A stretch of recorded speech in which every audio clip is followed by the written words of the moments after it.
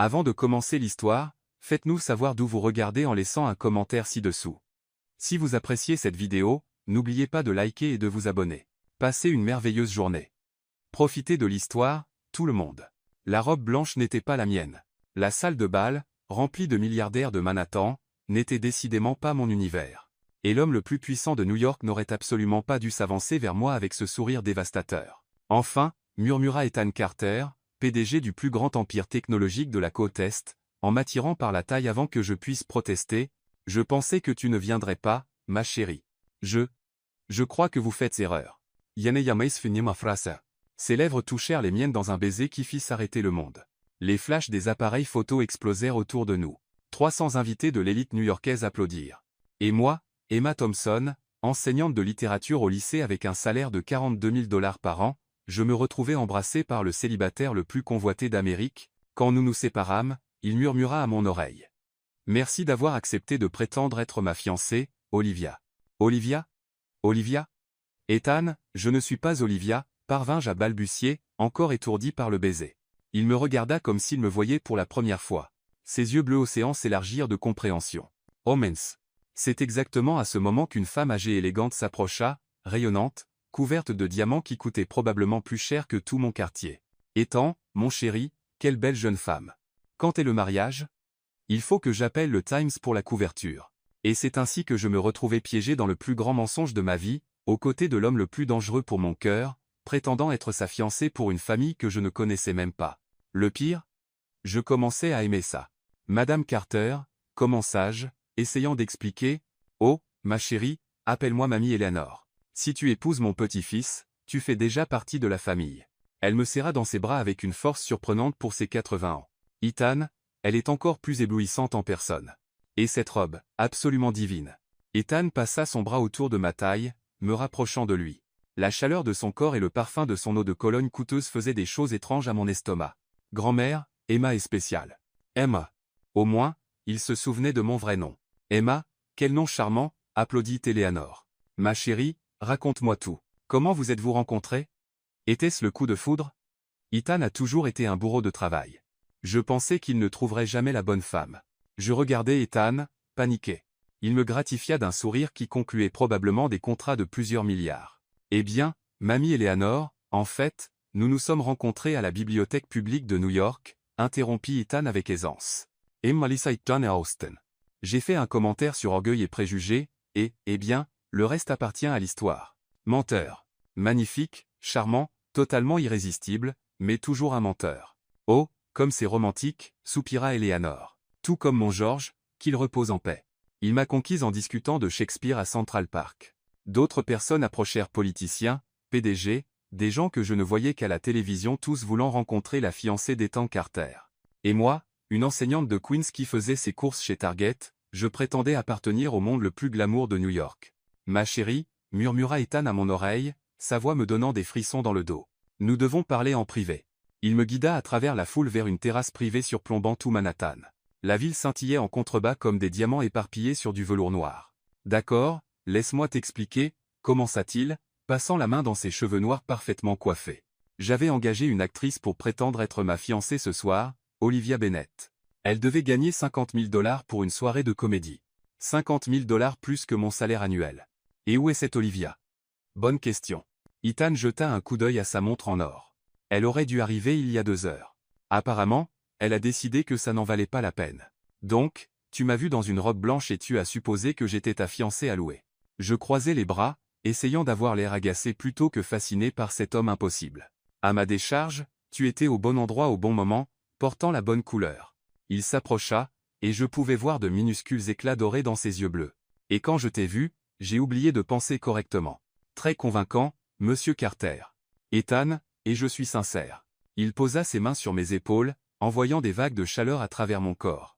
Écoute, Emma, je sais que c'est insensé. Je sais que tu ne me connais pas, que tu ne me dois rien, mais j'ai désespérément besoin de ton aide. Pourquoi? Tu es Ethan Carter. Tu es en couverture de Forbes. Tu pourrais avoir n'importe quelle femme. Pas n'importe quelle femme. Pas pour ça. Son sourire devint triste. Ma grand-mère est malade, Emma cancer. Les médecins disent qu'il lui reste peu, être 6 mois.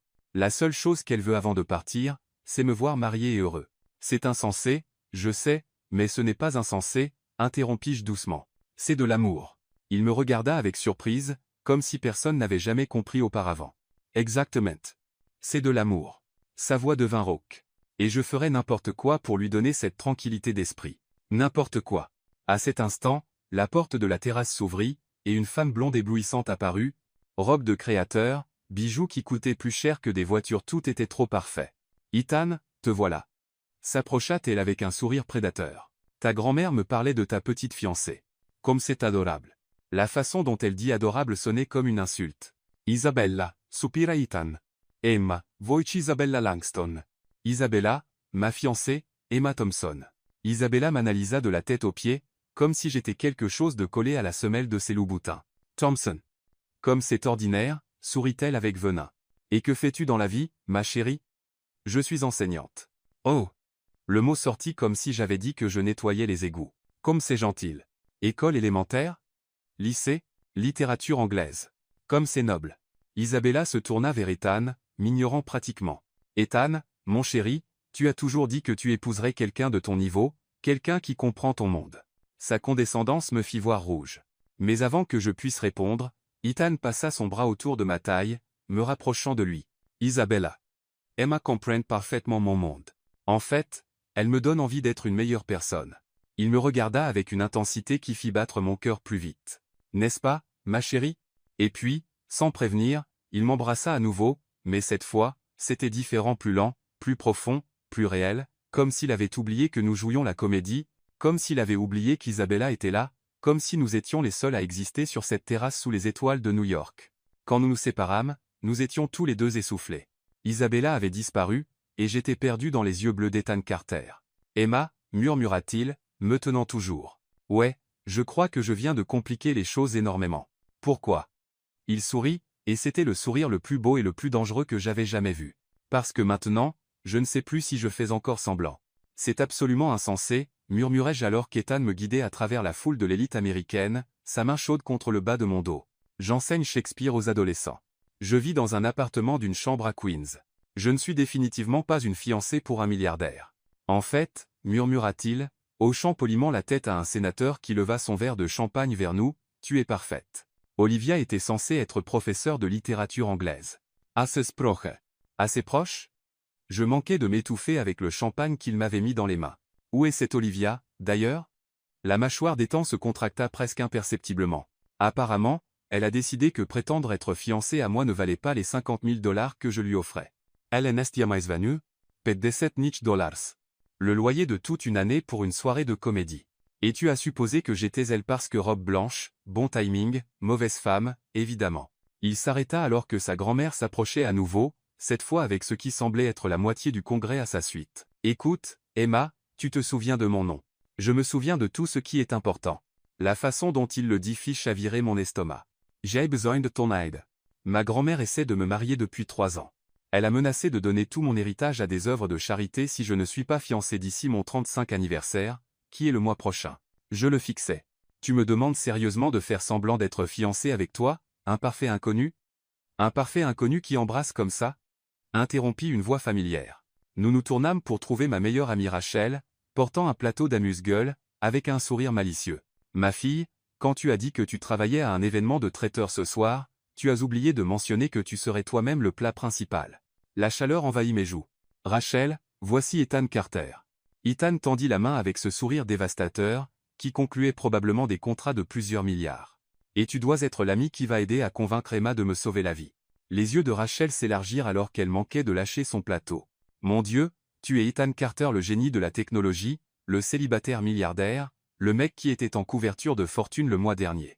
Et actuellement, dit-il, ses yeux ne quittant jamais les miens, le mec qui a désespérément besoin d'une fausse fiancée, ce qu'il y a avec les contes de fées, c'est qu'ils ne vous préviennent jamais du moment où le prince charmant vous offre tout ce que vous n'aviez jamais su vouloir, et que vous devez décider si vous êtes assez courageux pour le prendre. En regardant dans les yeux bleus d'Ethan, entouré du monde scintillant de l'élite de Manhattan, je réalisais que j'allais découvrir à quel point j'étais vraiment courageuse. D'accord, m'entendis-je dire. Mais j'ai des conditions. Non mais laisse. Premièrement, ça reste strictement professionnel. Pas de ligne floue, pas de confusion sur ce que c'est. D'accord. Deuxièmement, Quand ta grand-mère aura sa tranquillité d'esprit et que tu auras ton héritage, ça se termine proprement. Pas de drame, pas de complications. Absolument. Troisièmement, pris une profonde inspiration, je veux 75 000 $. Ethan cligna des yeux. Pardon? Tu as offert 50 000 $ à Olivia pour une soirée. Ça va être des mois de ma vie assister à des événements, rencontrer ta famille, probablement être scruté par les médias. Si je dois prétendre être follement amoureuse de toi, je veux une compensation pour le travail émotionnel. Rachel éclata de rire.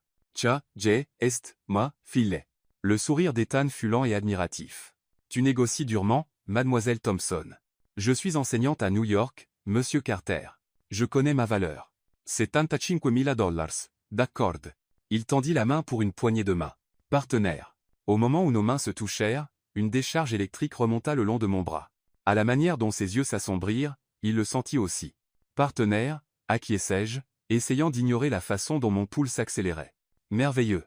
Maintenant, il y a quelque chose que tu dois savoir sur la famille Carter avant que nous plongions dans cette mascarade. Nous trouvâmes un coin tranquille loin de la foule, et l'expression d'Ethan devint sérieuse.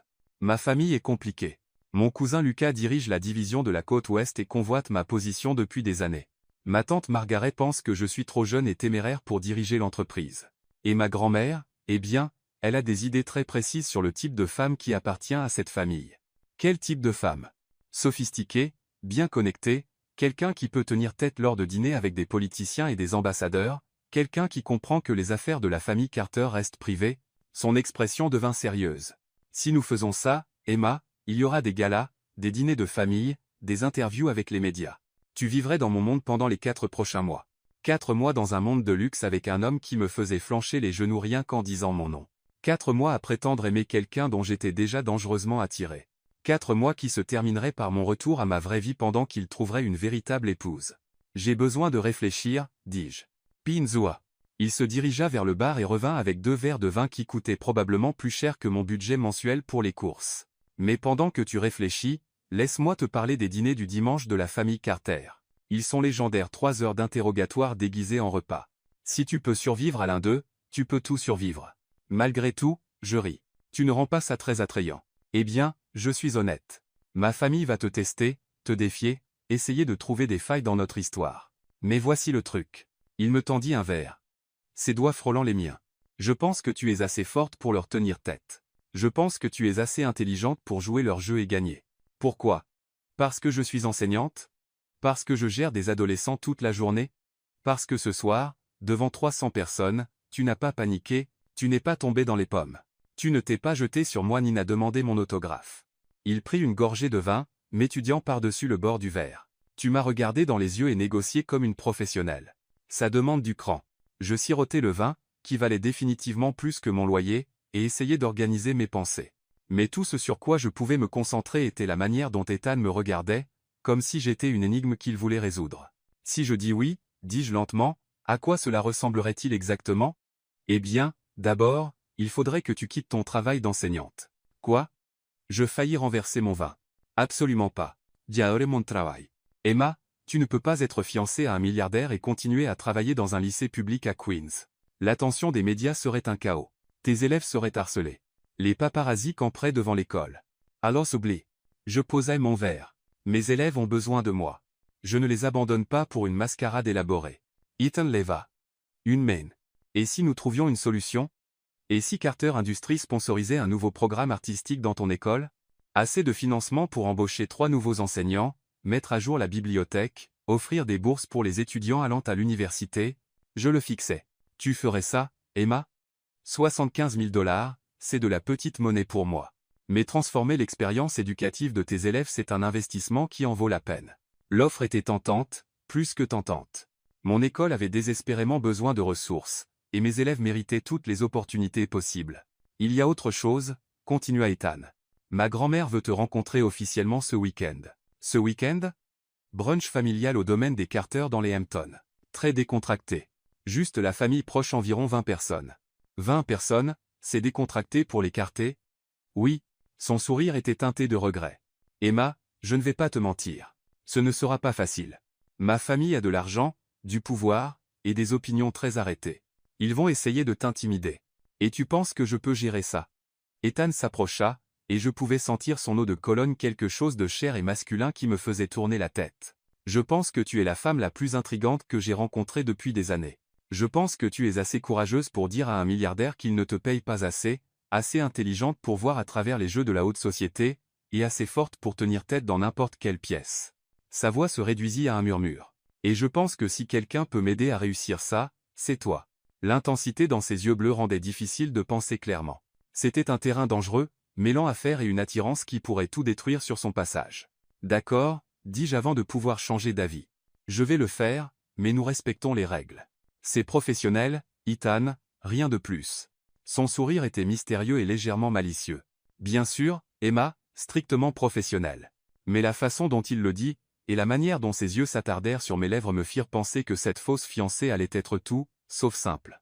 Alors, dis-je, essayant de reprendre contenance, quand commençons-nous? Tout de suite. Il m'offrit son bras. Prête à rencontrer le reste de la haute société new-yorkaise, future Madame Carter? En retournant dans la foule de l'élite de Manhattan, je ne pouvais me défaire du sentiment que j'étais sur le point de pénétrer dans un monde qui me changerait à jamais, et la partie la plus terrifiante? Je commençais à avoir hâte. Laisse-moi clarifier, dis-je, faisant les 100 pas dans l'appartement penthouse d'Ethan qui surplombait Central Park comme un royaume de béton. Ta grand-mère, Eleanor Carter, n'est pas une grand-mère ordinaire. Elle est la matriarche de l'Empire Carter, contrôle 60% des actions de ton entreprise, et a pratiquement lancé un ultimatum, te fiancer ou perdre tout ce que ta famille a construit pendant 4 générations. C'est la version simplifiée, oui. Ethan desserra sa cravate. Et je m'efforçais de ne pas remarquer comment ce mouvement faisait bouger ses épaules sous sa chemise parfaitement taillée. Mes parents sont morts dans un accident d'avion quand j'avais 6 ans. Grand-mère Eleanor m'a élevé. Tout ce que je suis, tout ce que j'ai construit, c'est parce qu'elle a cru en moi. Je ne peux pas la décevoir. Mais tu ne peux pas non plus te marier réellement. J'ai essayé les relations. Il passa une main dans ses cheveux noirs, les ébouriffant d'une manière qui le faisait paraître plus jeune, plus vulnérable. Chaque femme que je rencontre veut soit mon argent, soit changer tout de ma vie. Je travaille 6 heures par jour. J'ai des bureaux dans 15 pays. Je ne suis pas vraiment un bon parti pour une relation. J'arrêtais de faire les 100 pas. Alors, qu'est-ce qui te fait penser que je serais différente? Parce que, dit-il simplement, tu étais prête à partir à la seconde où tu as réalisé qui j'étais. La plupart des femmes seraient restées pour le champagne et les opportunités de réseautage. Il n'avait pas tort. J'avais calculé la sortie la plus rapide. Et parce que, continua-t-il, s'approchant, quand je t'ai embrassé ce soir, tu m'as embrassé en retour comme si j'étais juste Ethan, pas Ethan Carter, PDG de Carter Industries. Mon visage s'échauffa. À propos de ce baiser. Il était parfait. Ma grand-mère y a totalement cru. Son sourire était purement malicieux. Nous avons une alchimie naturelle, Emma. Ce n'est pas quelque chose que l'argent peut acheter. Alchimie naturelle, hein? C'est ce qui faisait accélérer mon pouls à chaque fois qu'il me regardait avec ses yeux bleus intenses. Mon téléphone vibra. Un message de mon propriétaire. Le loyer est dû demain. Frais de retard après 10 à 8 heures. La réalité me frappa comme une vague froide. Je vivais de salaire en salaire. Mes élèves ne pouvaient pas se permettre les fournitures de base. Ma mère avait besoin de médicaments sur ordonnance que je pouvais à peine lui payer. Les 75 000 $, dis-je doucement. Quand les aurais-je? 25 000 $ d'avance. Le reste quand nous annoncerons que les fiançailles sont terminées. Ethan étudia mon visage pendant un long moment. Plus les frais de vie, le budget pour la garde-robe, et cette donation à ton école dont nous avons discuté, assez d'argent pour tout changer, aider ma mère, donner à mes élèves des opportunités dont ils n'auraient jamais rêvé, être même prendre de vraies vacances pour la première fois de ma vie d'adulte. Il y a plus que tu dois savoir, continua-t-il. Ma famille est intense. Mon cousin Lucas dirige notre division de la Silicon Valley et se positionne comme mon héritier présomptif depuis des années. Ma tante Margaret pense que je suis trop impulsif pour diriger l'entreprise. Et ma grand-mère, eh bien, elle a des idées très précises sur le type de femme qui appartient à cette famille. Quel type de femme? Éduquée, bien connectée, quelqu'un qui peut gérer des dîners d'État avec des sénateurs et des dignitaires étrangers, quelqu'un qui comprend que les affaires de la famille Carter sont sacrées et confidentielles. Son expression devint sérieuse. Si nous faisons ça, Emma, il y aura des galas de charité, des réunions du conseil d'administration, un examen médiatique, tu vivrais complètement dans mon monde. 4 mois dans un paradis avec un homme qui me faisait flancher les genoux rien qu'en disant mon nom. 4 mois à prétendre aimer quelqu'un dont j'étais déjà dangereusement attiré. 4 mois qui se termineraient par mon retour à ma vraie vie pendant qu'il trouverait une véritable épouse. J'ai besoin de règles de base, dis-je. Bin Soa. Il se dirigea vers sa cuisine, un monument scintillant de marbre et d'acier inoxydable, et revint avec une bouteille de vin et 2 verres. De quoi as-tu besoin en premier? des espaces de vie séparés. Regarde mon appartement. En fait, ça ne marchera pas. La presse s'attendra à ce que tu vives ici dans la semaine, mais tu peux avoir toute l'aile des invités, ta propre chambre, salle de bain, espace de bureau, intimité complète. Je regardais autour du penthouse qui était facilement 10 fois plus grand que mon appartement. Decode. Deuxième règle, pas de contact physique sauf si absolument nécessaire pour les apparitions publiques. Ethan s'arrêta en versant le vin. Définis absolument nécessaire. Se tenir la main lors d'événements, peut être un baiser pour les photos, c'est tout. Et pour les dîners familiaux? Des contacts occasionnels, s'asseoir près l'un de l'autre, le genre d'intimité inconsciente qu'ont les couples, la façon dont il dit intimité fit frémir mon estomac. On verra au fur et à mesure. D'accord. Il me tendit un verre. Quoi d'autre? Troisièmement, je veux tout savoir sur ta famille avant de les rencontrer, leur personnalité, leurs points faibles, ceux qu'ils essaieront d'utiliser contre moi. Le sourire d'Ethan était admiratif. Intelligent. Très intelligent.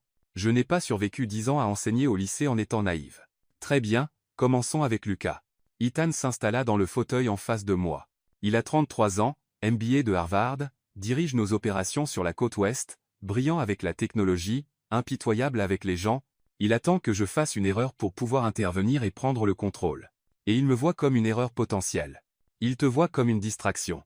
Lucas pense que les relations personnelles rendent les gens faibles, vulnérables. Il essayera de prouver que tu es soit une chercheuse d'or, soit une responsabilité, charmant. Et ta tante Margaret? Margaret est la mère de Lucas et la belle-sœur de ma grand-mère. Elle a épousé la famille il y a 40 ans et passe chaque jour depuis à prouver qu'elle y appartient. Elle me verra comme une concurrence pour la position sociale. Et ta grand-mère? L'expression d'Ethan s'adoucit. Grand-mère Eleanor est tout pour moi. Elle est brillante, féroce, et peut voir à travers n'importe quelle tromperie à des kilomètres. Elle est aussi romantique dans l'âme. Elle veut que je trouve ce qu'elle avait avec mon grand-père. Un amour réel, durable, ce qui rend toute cette mascarade terrible, c'est pourquoi elle doit être parfaite. Il se pencha en avant, son intensité faisant accélérer mon pouls. Emma, si elle suspecte ne serait-ce qu'une seconde que c'est faux, elle ne me fera plus jamais confiance. Et si elle ne me fait pas confiance, elle donnera mon héritage à des œuvres de charité, et confiera l'entreprise à Lucas. Pas de pression, Hein. Je sais que c'est beaucoup, mais voici ce que je pense. Ma grand-mère va t'adorer. Comment peux-tu en être si sûr? Parce que tu es exactement ce qu'elle veut pour moi. Intelligente, indépendante, ancrée, quelqu'un qui me défie au lieu de juste acquiescer à tout ce que je dis. Le vin me rendait audacieuse. C'est ce que tu veux, toi aussi? Les yeux d'Ethan s'assombrirent. Ce que je veux est compliqué. Et c'est moi. Il resta silencieux un long moment, faisant tournoyer le vin dans son verre. Je veux quelqu'un qui voit au-delà de tout ça. Il fit un geste autour du penthouse. Quelqu'un qui se soucie plus de l'homme que de l'argent. Quelqu'un qui me fait rire, me fait réfléchir, me donne envie d'être meilleur que je ne suis. Ça semble assez simple, en fait. Rien dans ma vie n'est simple, Emma. Il se leva, marchant vers les fenêtres du sol au plafond, qui exposaient tout Manhattan. J'ai des réunions du conseil à Tokyo la semaine prochaine, une audience au congrès sur la confidentialité technologique la semaine d'après, et un lancement de produits qui pourrait changer toute l'industrie. Je n'ai pas le temps pour les rendez-vous, les relations, ou pour découvrir si quelqu'un m'aime vraiment ou juste ce que je peux lui offrir. Je le rejoignis à la fenêtre, les lumières de la ville scintillant en bas comme des étoiles tombées. Donc, tu préférais avoir une fausse relation plutôt que de risquer une vraie? Je préférerais donner à ma grand-mère la tranquillité d'esprit avant qu'elle ne meure et préserver l'héritage de ma famille intacte. Il se tourna pour me regarder, même si cela signifie manquer quelque chose qui pourrait être réel. La façon dont il le dit, en me regardant comme si j'étais ce quelque chose de réel, fit manquer un battement à mon cœur. Ethan, je sais, seulement des affaires. Tu as été très clair. Son sourire était teinté de regret. Ne t'inquiète pas, Emma. Je ne vais pas compliquer ça pour toi. Mais debout là dans son penthouse avec la ville déployée en contrebas et l'air chargé de possibilités non dites, je commençais à penser que c'était déjà plus compliqué que nous ne voulions l'admettre. Alors, dis-je, essayant d'alléger l'ambiance, quand est-ce que je rencontre la famille? Demain. Grand-mère Eleanor organise un brunch du dimanche au domaine. Considère ça comme ton audition. Demain, Ethan? J'ai besoin de plus de temps pour me préparer. Tout c'est parfait. Il s'approcha, et je pouvais sentir à nouveau son eau de Cologne se mélange enivrant de cèdre et quelque chose d'uniquement lui. Sois juste toi-même. Emma, c'est tout ce qu'elle voudra voir. Et si moi-même ne suffit pas? La main d'Ethan vint caresser mon visage, son pouce effleurant ma joue dans un geste si tendre qu'il me coupa le souffle. Fais-moi confiance, dit-il doucement. Tu es plus que suffisante. Pendant un moment, nous restâmes là, sa main chaude contre ma peau, les lumières de la ville reflétées dans ses yeux bleus. Il aurait été si facile de me pencher vers lui, d'oublier les contrats et les fausses fiançailles et toutes les raisons pour lesquelles c'était dangereux. À la place, je reculais. Je devrais y aller. Tôt demain matin, et je dois trouver ce que l'on porte pour un brunch avec des milliardaires. En fait, le sourire d'Ethan était mystérieux, je m'en suis occupé, il devrait y avoir quelques options livrées à ton appartement dès demain matin. Tu m'as acheté des vêtements? J'ai acheté des vêtements à ma fiancée. C'est différent, non? Ma fausse fiancée. C'est ce que j'étais. Alors pourquoi ça semblait être bien plus? Le domaine des Carter dans les Hamptons n'était pas une maison. C'était une déclaration, s'étendant sur 27 acres de propriété en bord de mer Immaculée. La résidence principale ressemblait à quelque chose sorti d'un conte de fées européen. Tout en pierre et verre et une architecture élancée qui semblait toucher les nuages. Alors que notre voiture de ville noire remontait l'allée circulaire bordée de haies parfaitement taillées, je sentis ma confiance vaciller pour la première fois depuis que j'avais accepté cet arrangement insensé. « Respire, ma chérie », murmura Ethan, sa main trouvant la mienne là où elle était crispée sur mes genoux. Son pouce traça sur mes jointures dans un geste censé être réconfortant, mais qui envoya à la place une décharge électrique dans mon bras. « Ils vont t'adorer. » « Facile à dire pour toi, » répondis-je, lissant la robe Chanel couleur crème qui était apparue chez moi ce matin-là avec des chaussures, des bijoux, et un sac à main qui coûtait probablement plus que mon salaire mensuel. « Ce n'est pas toi qui passes une audition pour le rôle de la future épouse Carter. En fait, dit-il avec un sourire qui fit frémir mon estomac, je pense que je passe aussi une audition. Grand-mère Eleanor a des opinions très arrêtées sur mes choix de vie, et elle n'est pas timide pour les exprimer. L'entrée principale était encore plus intimidante que l'extérieur, d'immenses portes en chêne qui semblaient appartenir à un château médiéval, flanquées de colonnes de marbre s'élevant sur 3 étages. Mais la véritable intimidation commença lorsque ces portes s'ouvrirent pour révéler, non pas un majordome comme je m'y attendais, mais Eleanor Carter elle-même. À 82 ans, la grand-mère d'Ethan était encore une force de la nature petite, mais imposante, avec des cheveux argentés coiffés en un chignon élégant et des yeux du même bleu perçant que ceux de son petit-fils. Elle portait une robe bleu marine simple mais visiblement coûteuse et des perles qui appartenaient probablement à un musée. « Ethan, mon cher garçon, » dit-elle, l'enlaçant chaleureusement avant que ses yeux perçants ne se tournent pour m'évaluer. Et voici Emma. Sa voix portait l'autorité d'une femme qui avait construit un empire aux côtés de son défunt mari. Mais il y avait aussi de la chaleur. Je m'avançai, pleinement consciente que chacun de mes mouvements était évalué. « Madame Carter, c'est un tel honneur de vous rencontrer, » dis-je, tendant la main. Au lieu de la serrer, elle me tira dans une étreinte étonnamment forte. « Appelle-moi Eleanor. Ma chère. Si tu vas faire partie de cette famille, nous commençons comme nous avons l'intention de continuer. » Elle recula, étudiant mon visage avec l'intensité de quelqu'un qui avait passé des décennies à lire les gens pour vivre. « Tu es encore plus ravissante que ne le suggérait la photo. Et tu as une bonne posture. C'est important pour les caméras. Merci, Eleanor. Venez, venez. Tout le monde est sur la terrasse. Je veux tout savoir sur la manière dont mon petit-fils impossible a finalement convaincu une femme d'une intelligence évidente de tolérer ses tendances de bourreau de travail. » Elle passa son bras sous le mien, me séparant efficacement d'Ethan alors que nous traversions des pièces qui semblaient appartenir au Metropolitan Museum of Art, des peintures à l'huile de maître que je reconnaissais des manuels scolaires, des meubles qui valaient probablement plus que la plupart des maisons, des fleurs fraîches qui devaient coûter une fortune à arranger, mais c'était la terrasse qui me coupa vraiment le souffle. Surplombant l'océan Atlantique, elle était dressée avec une table qui aurait pu accueillir un dîner d'état, du cristal captant la lumière du matin, de l'argent scintillant comme des miroirs, des couverts qui étaient des œuvres d'art en eux-mêmes. Et assis autour de cette table se trouvaient les personnes qui détermineraient si j'étais digne de leur monde. « Tout le monde, » annonça Eleanor, sa voix portant facilement à travers l'espace, « je voudrais vous présenter Emma Thompson, la fiancée d'Ethan. » L'examen fut immédiat et intense. Je me sentis comme un spécimen sous un microscope alors que 6 paires d'yeux m'évaluaient de la tête aux pieds. Lucas Carter se leva de son siège en premier. Grand et mince comme son cousin, mais là où Ethan rayonnait de chaleur, Lucas était tout en angle vif et calcul. Sa poignée de main était ferme au point d'être agressive, son sourire n'atteignant jamais ses yeux sombres. « Emma, » dit-il, sa voix douce comme de la soie et 2 fois plus dangereuse. « Bienvenue dans la famille. Ethan nous a si peu parlé de toi.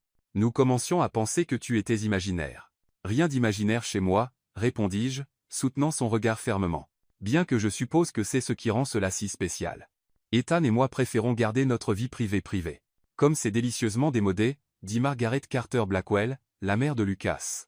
Elle était belle de la manière que l'argent pouvait acheter, parfaitement préservée, impeccablement stylée, mais froide comme l'hiver. De mon temps, des fiançailles appropriées signifiaient des mois de fêtes et d'annonces. Mais je suppose que les enseignantes ont des coutumes différentes. La condescendance dans sa voix était subtile mais indéniable. Avant que je puisse répondre, la main d'Ethan se posa sur le bas de mon dos, un geste de soutien qui, d'une certaine manière, me stabilisa. Emma privilégie la substance à l'apparat, tante Margaret, dit-il fermement. C'est une des choses que j'aime le plus chez elle. La façon dont il dit me fit accélérer mon pouls, même si je savais que tout cela faisait partie de la comédie. Comment vous êtes-vous rencontrés? Demanda Sophia Carter-Chen, la femme de Lucas, qui semblait réellement curieuse plutôt qu'hostile. L'histoire dans les journaux était si vague. Et c'était le moment de vérité. Nous avions répété cette histoire, mais assise ici sous le regard scrutateur de sa famille, je me retrouvais à dévier du script une fois de plus. Nous nous sommes rencontrés dans un café près de Columbia, dis-je, le mensonge venant étonnamment facilement. J'étais là à corriger des copies, et Ethan était à la table d'à côté en train de passer un appel professionnel. Quand il a raccroché, il s'est excusé d'avoir été si bruyant et a demandé ce que je lisais. « Et que lisais-tu » demanda Eleanor, se penchant en avant avec un intérêt sincère. Gatsby le Magnifique. Mes élèves avaient du mal avec le concept du narrateur non fiable, et j'essayais de trouver de nouvelles façons de l'expliquer. Ah, Nick Carraway, interrompit Lucas. L'exemple ultime d'une narration subjective. Mais sûrement que tes élèves sont trop jeunes pour comprendre les nuances de la perspective narrative. Voilà, le premier test. Lucas essayait clairement de rejeter à la fois mon intelligence et les capacités de mes élèves d'un seul coup. En fait, dis-je, sentant le feu familier qui s'allumait toujours quand quelqu'un sous-estimait les adolescents, mes élèves sont brillants. Ils ont juste besoin que quelqu'un leur fasse confiance avec des idées complexes. Une fois que j'ai expliqué que Nick pourrait se mentir à lui-même à propos de Gatsby, ils ont commencé à voir toute l'histoire différemment. Ils ont compris que parfois les vérités les plus importantes sont celles que nous avons peur d'admettre. La main d'Ethan pressa légèrement mon dos. Approbation, peut être, ou encouragement. Et quel était l'avis d'Ethan sur votre discussion littéraire? Demanda Margaret, son ton suggérant qu'elle doutait qu'il en ait un. Il était totalement en désaccord avec moi, dis-je, jetant un regard à Ethan avec un sourire qui semblait étonnamment naturel. Il a soutenu que Nick était juste naïf, pas non fiable. Nous avons fini par en débattre pendant 2 heures, et je suis presque sûr d'avoir gagné. Tu as définitivement gagné, dit Ethan, sa voix chaleureuse avec ce qui semblait être une véritable affection. Tu m'as fait voir tout le roman sous un jour complètement nouveau.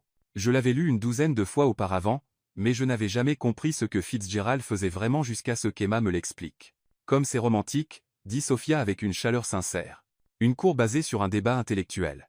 On dirait quelque chose sorti d'un roman de Jane Austen. En parlant de romantisme, dit Eleanor, s'installant dans son fauteuil avec une satisfaction évidente, je veux entendre parler de la demande en mariage. Ethan est notoirement discret sur ces choses, mais une grand-mère a ses droits. Mon cœur s'arrêta. Nous n'avions pas préparé cette question. Comment étais-je censé décrire une demande qui n'avait jamais eu lieu? C'était, commençai-je, mon esprit cherchant quelque chose de crédible. Parfait, interrompit Ethan avec aisance, sa main glissant de mon dos à mon épaule dans un geste qui semblait inconsciemment protecteur. J'avais tout un plan élaboré dîner au Bernardin, un quatuor à cordes, tout le tralala. Mais ensuite, nous nous promenions dans Central Park après avoir visité le Mai, et Emma parlait de cet élève à elle qui venait d'être accepté dans l'université de ses rêves, et elle était si passionnée, si belle au clair de lune. Il s'arrêta, ses yeux bleus rencontrant les miens avec une intensité qui me coupa le souffle, et j'ai réalisé que je ne pouvais pas attendre une minute de plus. Je me suis mis à genoux là, près du pont Beau, et je lui ai demandé de m'épouser. Sans bague? Demanda Lucas, son ton sceptique. La bague faisait partie du plan élaboré, répondit Ethan facilement. Mais Emma a dit oui quand même. Elle a dit qu'elle n'avait pas besoin d'une bague pour savoir ce qu'elle ressentait pour moi. C'était une belle histoire romantique, crédible, et totalement fictive. Alors pourquoi la manière dont Ethan me regardait rendait-elle cela presque réel? Eh bien, où est la bague maintenant? Demanda Margaret. Sûrement que vous avez eu le temps de corriger cet oubli. En fait, dit Eleanor, se levant de son fauteuil avec un sourire mystérieux, j'ai quelque chose à dire à ce sujet. Elle disparut dans la maison un instant, revenant avec une petite boîte en velours qui semblait avoir vu des générations d'histoires d'amour. Ceci, dit-elle, ouvrant la boîte pour révéler la bague la plus éblouissante que j'avais jamais vue, appartenait à l'arrière-arrière-grand-mère d'Ethan. Elle attendait la bonne femme depuis plus d'1 siècle. La bague était une œuvre d'art, un diamant taille brillant entouré de pierres plus petites dans un sertissage à la fois classique et unique. Elle captait la lumière du matin et la renvoyait en scintillements arc-en-ciel qui faisaient briller mes yeux. « Grand-mère » commença Ethan, mais elle leva une main. La famille Carter a une tradition, Ethan. L'héritier n'hérite pas seulement de l'argent et des responsabilités. Il hérite de la bague qui le liera à son véritable amour. Ses yeux passèrent entre nous, cherchant quelque chose que je n'étais pas sûr que nous puissions lui donner. Si Emma est vraiment ton choix, alors cette bague lui appartient. Le poids du moment s'installa sur la terrasse comme une couverture. Ce n'était plus seulement à propos de nos fausses fiançailles. Il s'agissait de la tradition familiale, des héritages et des promesses qui s'étendaient sur des générations. « Éléanore, dis-je doucement, je suis honorée, mais je ne pourrai pas sottise, dit-elle vivement. Ethan, mets cette bague au doigt de ta fiancée, là où est sa place. » Ethan prit la boîte avec des mains remarquablement fermes, considérant que nous étions sur le point de franchir une ligne que nous avions convenu de ne jamais franchir. Quand il me regarda, demandant une permission silencieuse, je hochai légèrement la tête. La bague glissa sur mon doigt comme si elle avait été faite pour moi. Et quand Ethan ne lâcha pas immédiatement ma main, je sentis quelque chose changer entre nous, quelque chose de dangereux, merveilleux et absolument terrifiant. Parfaitement adapté, observa Eleanor avec satisfaction, comme je savais qu'elle le serait. Elle est magnifique, murmurai-je. Et elle l'était. Elle valait aussi plus que ce que je gagnerais dans une vie d'enseignante. Mais ce n'était pas ce qui rendait ma gorge serrée d'émotion. C'était la façon dont Ethan tenait toujours ma main, son pouce traçant sur la bague comme s'il mémorisait la vue de celle-ci-là. « Eh bien, dit Eleanor, s'installant à nouveau dans son fauteuil, parlons du mariage. » Mon estomac se noua. « Le mariage ? Bien sûr, ma chère. Il nous faudra au moins 6 mois pour planifier correctement. Je pense au printemps, peut être avril ou mai. Les jardins ici sont spectaculaires à ce moment-là, et le temps est parfait pour une cérémonie en extérieur. Grand-mère, dit Ethan prudemment, nous n'avons pas vraiment discuté du timing encore. Eh bien, de quoi discuter? Tu as 34 ans. Emma semble être à un âge raisonnable pour avoir des enfants, et je ne rajeunis pas. Mariage au printemps, lune de miel en été, et, avec un peu de chance, un arrière-petit-enfant pour Noël prochain. Je faillis m'étouffer avec mon mimosa. Des enfants? Eh bien, bien sûr, ma chère. La lignée des Carter doit continuer. Je suppose que tu veux des enfants. Je regardais Ethan, paniqué. Cette conversation s'était tellement éloignée de notre arrangement professionnel que je me sentais noyé.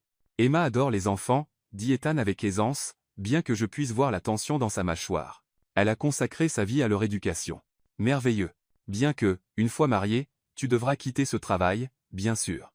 La femme du PDG de Carter Industries ne peut pas travailler dans une école publique à Queens. Tu auras des obligations caritatives, des responsabilités sociales. En fait, dis-je, retrouvant ma voix, j'adore enseigner. Je ne peux pas imaginer y renoncer. Le silence qui suivit fut assourdissant. Margaret semblait choquée, Lucas semblait sinistrement satisfait, et même Sophia semblait surprise par ma déclaration. Emma, dit Eleanor prudemment. J'admire ton dévouement, vraiment, mais le mariage implique des compromis, sûrement que tu comprends que la position d'Ethan exige certains ajustements. Bien sûr, dis-je, sentant la tension d'Ethan rayonner à côté de moi. Mais je pense que je peux équilibrer les deux. Mon travail est important pour moi. C'est une partie de qui je suis. Comme c'est admirablement indépendant, dit Lucas, son ton indiquant clairement qu'il ne le pensait pas comme un compliment, bien que je me demande si tu comprends pleinement ce que signifie épouser cette famille. L'examen minutieux, les attentes, le manque total d'intimité. Je suis plus résistante que j'en ai l'air, répondis-je, soutenant son regard directement. Vraiment? Margaret se pencha en avant, son sourire aussi tranchant qu'une lame. Parce que cette famille construit sa réputation depuis 4 générations. Un scandale, un titre embarrassant, un moment de mauvais jugement, et tout peut s'écrouler. La menace dans ces mots était indéniable, et je sentis ma colère s'enflammer, mais avant que je puisse répondre, la main d'Ethan serra la mienne en avertissement. « Tante Margaret, dit-il, sa voix portant une pointe dangereuse, je pense que tu oublies qu'Emma est mon choix, et je ne fais pas de mauvais choix. Vraiment. Demanda Lucas docemente. Parce que, de là où je suis, choisir d'épouser quelqu'un que tu connais depuis si peu de temps, quelqu'un si complètement en dehors de notre monde, semble exactement le genre de décision impulsive, qui pourrait détruire tout ce pourquoi notre famille a travaillé. Le défi était lancé. Il ne s'agissait pas seulement de savoir s'il m'approuvait. Il s'agissait de savoir s'il faisait confiance au jugement des temps, s'il croyait qu'il était apte à diriger l'empire familial. Vous savez quoi? Dis-je, posant mon verre avec un calme délibéré. Je pense que vous avez peur. Pardon? La voix de Margaret aurait pu geler du champagne. Vous avez peur qu'Ethan n'ait pas autant besoin de vous que vous le pensiez. Vous avez peur que quelqu'un de l'extérieur de votre monde soigneusement contrôlé puisse réellement le rendre heureux, et vous avez peur que s'il est heureux, il ne soit pas aussi facile à manipuler. Le silence était assourdissant. Même l'océan semblait avoir cessé de faire du bruit. Emma, avertit Ethan doucement. Mais j'avais déjà dépassé le stade de la diplomatie. Je n'ai être pas grandi avec de l'argent, mais je sais à quoi ressemble l'amour, et je sais aussi à quoi ressemble la peur. Et en ce moment, en regardant autour de cette table, je vois beaucoup plus de peur que d'amour. Je me levai, la bague de la famille Carter captant la lumière alors que je posais ma serviette sur la table. Si vous voulez bien m'excuser, je pense que j'ai besoin d'air. Je m'éloignai de la table la tête haute, mais à l'intérieur, je tremblais. J'avais juste déclaré la guerre à une des familles les plus puissantes d'Amérique pour une fausse fiancée avec un homme qui me payait pour prétendre l'aimer. Qu'est-ce qui n'allait pas chez moi? La plage était accessible par un escalier privé qui descendait la falaise, et j'enlevais mes talons de créateur pour marcher pieds nus dans le sable. L'océan était plus calme que mes pensées, les vagues léchant doucement le rivage pendant que j'essayais de comprendre comment j'avais laissé les choses devenir si compliquées si rapidement. C'était toute une performance. Je me tournai pour trouver Ethan marchant vers moi, sa veste de costume jetée sur son épaule et sa cravate desserrée. Il ressemblait à une publicité pour une eau de Cologne coûteuse, cheveux ébouriffés par le vent et structure osseuse parfaite. Performance? Je sentis ma colère remonter. C'est ce que tu penses que c'était? Je pense que c'était toi qui me défendais alors que tu n'avais pas à le faire. Je pense que c'était toi qui tenais tête à ma famille quand la plupart des gens n'oseraient pas. Il s'arrêta à quelques pas, ses yeux bleus sérieux. Je pense que c'était incroyablement courageux et être très stupide. Merci. Tu sais vraiment comment faire qu'une fille se sente spéciale. Emma. Sa voix était douce maintenant, et quand il s'approcha, je pouvais voir l'inquiétude dans son expression. Est-ce que tu vas bien? Je vais bien. J'avais juste besoin d'une minute pour me rappeler que tout ceci est faux. Je levai la main, la bague scintillant au soleil de l'après-midi. Cette bague, ces fiançailles, tout ce conte de fées, rien de tout cela n'est réel, n'est-ce pas? Quelque chose dans son ton me fit le regarder vivement. Qu'est-ce que tu veux dire? Je veux dire, il passa une main dans ses cheveux, les ébouriffant d'une manière qui fit battre mon cœur, je veux dire que tout ce que tu as dit là, était vrai à propos de ma famille qui a peur, qui essaie de me contrôler, et quand tu m'as défendu, quand tu leur as tenu tête étant, je sais que nous avons convenu que c'était professionnel. Je sais que nous avons des règles. Mais Emma, la façon dont je me sens quand je suis avec toi, la façon dont tu me donnes envie d'être meilleur que je ne suis, ce n'est pas faux. C'est la chose la plus réelle dans ma vie en ce moment. Mon cœur battait la chamade, mais je me forçais à reculer. Tu te laisses emporter par le moment. Le cadre, le drame familial, la pression, tout cela rend les choses plus intenses qu'elles ne le sont. Vraiment? Il s'approcha, assez près pour que je puisse voir les éclats dorés dans ses yeux bleus. Parce que j'ai ressenti cela au moment où je t'ai embrassé à cette soirée, avant même de connaître ton nom, avant que tout ceci commence, j'ai ressenti quelque chose que je n'avais jamais ressenti auparavant. Ethan, arrête. Mais ma voix sortit essoufflée au lieu d'être ferme. Pourquoi? Parce que c'est gênant? Parce que ça ne fait pas partie de notre accord? Sa main vint caresser mon visage, son pouce traçant sur ma joue. Depuis quand les meilleures choses de la vie suivent-elles un plan d'affaires? J'aurais dû m'éloigner, lui rappeler les règles, les limites, toutes les raisons pour lesquelles c'était impossible. Au lieu de cela, je me retrouvais à me pencher vers son contact. C'est dangereux, murmurai-je. Les meilleures choses le sont généralement. Il était là, ses lèvres à quelques centimètres des miennes, et tout ce que j'avais à faire était de me mettre sur la pointe des pieds. Et, étant, Emma. La voix d'Eleanor porta depuis la terrasse au-dessus de nous. Revenez ici. Nous n'avons pas fini notre conversation. Le moment se brisa comme du verre. Ethan recula, et je ressentis immédiatement la perte de sa chaleur. Nous devrions y aller, dit-il, sa voix plus rauque que d'habitude. Oui, nous devrions. Mais alors que nous remontions vers les escaliers, la bague de la famille Carter lourde à mon doigt et l'aveu d'Ethan résonnant dans mon esprit, je ne pouvais me défaire du sentiment que nous venions de franchir une ligne que nous ne pourrions jamais retraverser. Et la partie terrifiante? Je n'étais pas sûr de vouloir revenir en arrière. Tu as été magnifique aujourd'hui, dit Ethan alors que nous nous tenions dans l'ascenseur de son immeuble, les lumières scintillantes de Manhattan déployées en contrebas à travers les parois de verre. La façon dont tu as géré l'interrogatoire de Lucas sur ton passé, comment tu as connecté avec grand-mère Eleanor sur la littérature, la manière dont tu as tenu tête à la condescendance de Margaret, je n'aurais pas pu demander une meilleure performance. Performance? Ce mot encore. Ton cousin ne me fait pas confiance, dis-je, regardant les numéros d'étage grimper vers le Penthouse. Et ta tante pense que je suis une sorte d'opportuniste social qui a eu de la chance avec un petit ami riche. Margaret pense que tous ceux qui ne sont pas nés riches sont des opportunistes sociaux. Et Lucas, la mâchoire d'Ethan se contracta presque imperceptiblement, Lucas te voit comme une menace pour ses ambitions.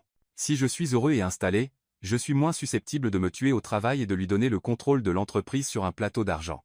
L'ascenseur tinta doucement alors que nous atteignions son étage, mais aucun de nous ne bougea pour sortir. L'espace semblait soudain plus petit, plus intime, chargé de l'électricité qui s'était accumulée entre nous toute la journée. « C'est ce que tu veux ?»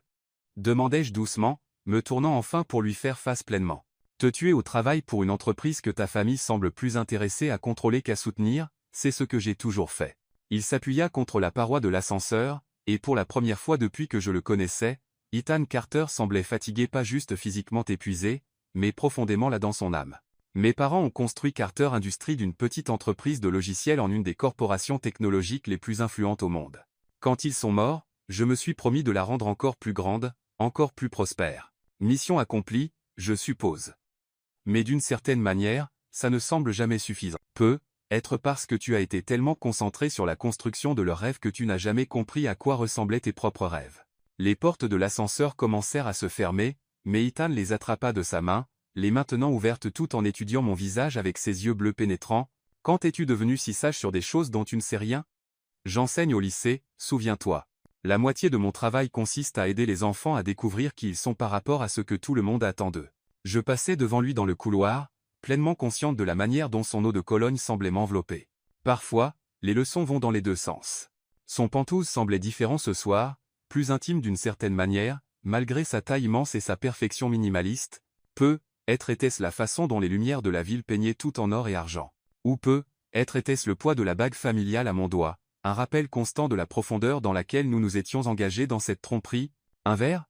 Offrit-il, se dirigeant déjà vers le chariot de bar qui coûtait probablement plus cher que la plupart des voitures. Je devrais rentrer chez moi. Pourquoi? La simple question flottait dans l'air entre nous, chargée d'implications que nous n'étions pas prêts à exprimer. Pourquoi devrais-je retourner dans mon appartement exigu à Queens quand je pouvais rester ici dans ce palais surplombant Manhattan? Pourquoi maintenir la distance que j'avais insisté à garder quand chaque moment avec Ethan me donnait envie de réduire l'écart entre nous? Parce que, dis-je enfin, nous avons été en représentation toute la journée. N'as-tu pas besoin d'une pause dans cette comédie? Ethan se versa un scotch, quelque chose de cher et ambré qui captait la lumière comme de l'or liquide, et se tourna pour me faire face. Son expression était indéchiffrable, mais il y avait quelque chose dans ses yeux qui faisait accélérer mon pouls. Est-ce que tu penses que c'est ce que nous faisions aujourd'hui? Faire semblant? N'est-ce pas le cas? Il posa son verre et marcha vers moi lentement, délibérément, comme un prédateur qui avait enfin décidé d'arrêter de jouer avec sa proie. Quand je t'ai défendu face à Margaret cet après-midi, faisais-je semblant? Quand je t'ai regardé t'illuminer en parlant des réussites de tes élèves, était-ce faux? Quand je ne pouvais pas détacher mes yeux de toi pendant le brunch parce que tu étais la personne la plus fascinante à cette table? Était-ce une partie de notre arrangement professionnel? Mon souffle se coupa alors qu'il s'arrêtait à quelques centimètres. Assez près pour que je puisse voir les éclats d'argent dans ses yeux bleus. Assez près pour compter les cils noirs qu'une femme aurait tués pour avoir. Ethan, dis-je, je sais quelles sont nos règles. Je sais quelles sont nos règles, Emma. Je les ai écrites, mais quelque part entre ce premier baiser au gala de charité et aujourd'hui, quelque chose a changé pour moi. Sa main vint caresser mon visage, son pouce effleurant ma joue avec une douceur dévastatrice. Je ne fais plus semblant. Tu dois le faire, murmurai-je, même si je me penchais dans son contact comme une fleur se tournant vers le soleil. Parce que je ne peux pas faire ça si c'est réel. Pourquoi pas? Parce que tu es Ethan Carter. Tu es en couverture du magazine Fortune. Tu as des sénateurs à tes dîners familiaux, et des bâtiments nommés d'après tes ancêtres. Et je ne suis qu'un. Je luttais pour trouver des mots qui pourraient englober la vaste distance entre nos mondes. Je ne suis personne de spécial. Tu es quoi? Sa main trouva ma taille, me rapprochant jusqu'à ce que je puisse sentir la chaleur émanant de son corps. Brillante. Belle. La première personne en année qui me défie de penser différemment à tout. Sa voix se réduisit à un murmure.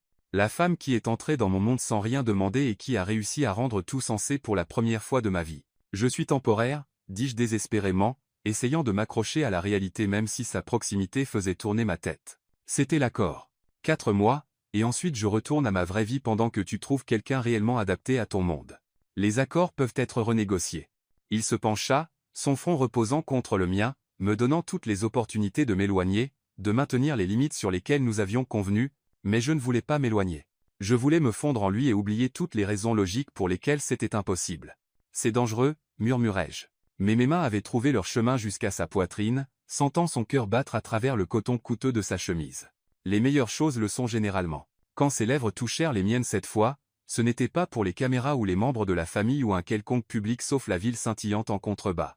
C'était doux et sucré et désespéré à la fois, comme s'il essayait de verser des mois de sentiments refoulés dans un seul baiser, et que le ciel me vienne en aide. Je l'embrassai en retour tout aussi désespérément, mes mains se crispant dans sa chemise comme si je pouvais m'ancrer à ce moment et le faire durer éternellement. Quand nous nous séparâmes enfin, nous respirions fort tous les deux, et je pouvais voir ma propre confusion et désir reflétés dans ses yeux. Reste, dit-il simplement, sa voix rauque d'émotion. Ethan, restez juste. Nous n'avons pas à décider quoi que ce soit ou définir quoi que ce soit ou comprendre quoi que ce soit. Ne retourne pas dans ton appartement vide ce soir. Reste ici avec moi. C'était la pire idée dans l'histoire des idées terribles. Cela allait à l'encontre de toutes les règles que nous avions établies, de toutes les limites que j'avais fixées pour protéger mon cœur. Cela rendrait la fin inévitable tellement plus difficile quand la réalité reviendrait en force. Mais en le regardant vraiment pas la couverture de magazine ou la photo d'entreprise, mais l'homme qui venait de m'embrasser, comme si j'étais précieuse au-delà de toute mesure, je réalisais que j'étais déjà trop impliqué pour me protéger. D'accord, m'entendis-je dire, je reste. Son sourire était radieux, transformant tout son visage de la perfection d'entreprise en quelque chose de chaleureux, réel et dévastateur. Bien, parce que j'ai quelque chose à te montrer. Il me guida à travers son appartement jusqu'à une porte que je n'avais jamais remarquée auparavant, nichée derrière le salon principal. Quand il l'ouvrit, je hoquetai. C'était une bibliothèque, pas juste une pièce avec quelques étagères, mais une véritable bibliothèque d'ancien monde qui appartenait à un château ou une université. Des étagères du sol au plafond tapissaient chaque mur, remplis de milliers de volumes dans ce qui semblait être des dizaines de langues. Des fauteuils de lecture confortables étaient éparpillés dans la pièce, chacun avec sa propre lampe de lecture et table d'appoint. Une échelle roulante donnait accès aux étagères les plus hautes, et au centre de la pièce, comme un hôtel à la littérature, se trouvait une vitrine en verre contenant ce qui semblait être des premières éditions de certains des ouvrages les plus célèbres au monde. C'est incroyable, soufflai-je, tournant lentement sur moi-même pour tout absorber. Depuis combien de temps collectionnes-tu? Depuis que j'ai 16 ans, dit Ethan, marchant vers une étagère et en sortant une copie usée de l'attrape-cœur. Après la mort de mes parents, les livres étaient un refuge. Ils ne partaient pas. Ils ne changeaient pas. Ils étaient toujours exactement là où je les avais laissés. Il ouvrit le livre avec soin, et je pouvais voir des notes dans les marges écrites d'une écriture adolescente. C'était le premier livre que j'ai acheté après les funérailles. Je l'ai probablement lu 20 fois cette première année. Tu ne m'as jamais dit que tu étais un amoureux de la littérature. Je ne le dis à personne. Les PDG sont censés lire des revues économiques et des rapports de marché, pas de la poésie et des romans. Il replaça le livre avec soin, ses doigts s'attardant sur le dos. Mais tu m'as fait me souvenir pourquoi les histoires comptent, pourquoi elles valent la peine d'être préservées, partagées et chéries. Je le fixais, cet homme compliqué qui cachait une âme romantique derrière une armure d'entreprise, qui remplissait ses espaces privés de rêves et d'histoires et de mots magnifiques tout en projetant rien d'autre que l'efficacité professionnelle au monde. Ethan, dis-je doucement, ma voix se brisant sur son nom, je pense que je suis en sérieux danger ici. Bien, dit-il, traversant la pièce pour me prendre à nouveau dans ses bras. Parce que moi aussi. Cette fois, quand il m'embrassa dans sa bibliothèque secrète entourée de milliers d'histoires d'amour, je ne pensais pas aux règles, au contrat ou à la fin inévitable. Je pensais juste à combien je m'intégrais parfaitement dans ses bras et comment, juste peut être, certains contes de fées valaient le risque, mais les contes de fées, comme j'allais l'apprendre, prennent rarement en compte les complications de la vraie vie. Mon téléphone vibra avec insistance dans mon sac, brisant le moment. Ethan gémit doucement alors que je m'éloignais à contre-cœur pour vérifier.